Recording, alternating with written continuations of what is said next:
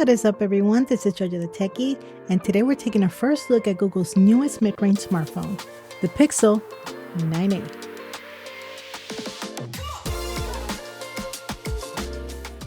It just dropped at the familiar $499 price point, but don't let the price fool you. This thing is packing serious features from the Pixel 9 series, and there's a lot to talk about, so let's dive into what makes this device worth your attention and where Google might have made some trade-offs to hit that price tag. So the Pixel 9a has officially landed, and if you've been holding off on upgrading because you didn't want to shell out for a flagship, this might just be the phone for you.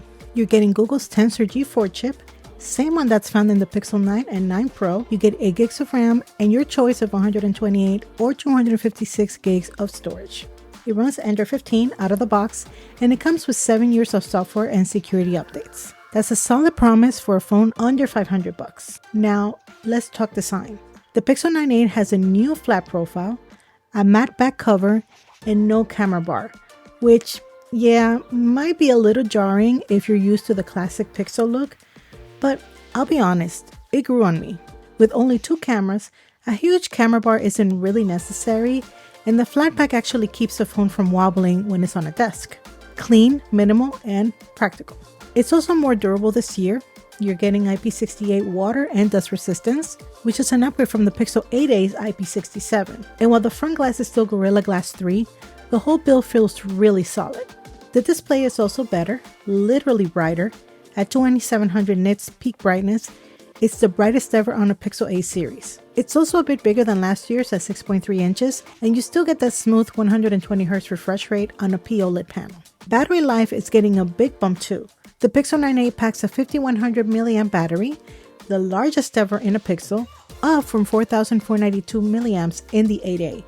And yes, it charges via USB-C with Google's fast charging. I'm using air quotes here because it's not particularly fast compared to other phones in this range. But hey, it does support Qi charging, which is, I guess, is still a win. Now, let's talk about cameras. Google swapped the 64 megapixel sensor from the Pixel 8a for a 48 megapixel sensor here. Technically a downgrade in resolution, but what you gain is support for macro focus, and it actually works really well. You get close detailed shots of things like textures, plants, or whatever tiny stuff you want to geek out on.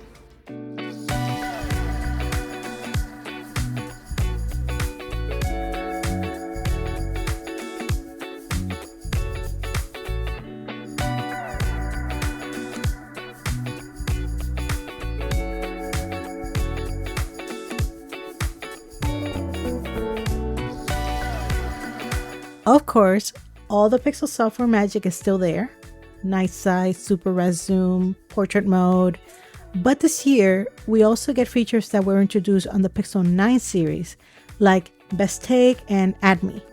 And if you like to get creative, Pixel Studio is now available too. One omission is worth noting here. The Pixel Screenshots app didn't make it to the Pixel 9a. It's not a deal breaker, but a little disappointing if you were looking forward to that tool. Now, one of my favorite things on this phone is Gemini Live with camera and screen sharing. It's fast, natural to talk to, and it just works. You can have back and forth conversations, show it what you're seeing through your camera, or share your screen. And you don't need a Gemini Advanced subscription to use it. That's a huge deal, especially at this price point. So let's go ahead and quickly run through the specs again.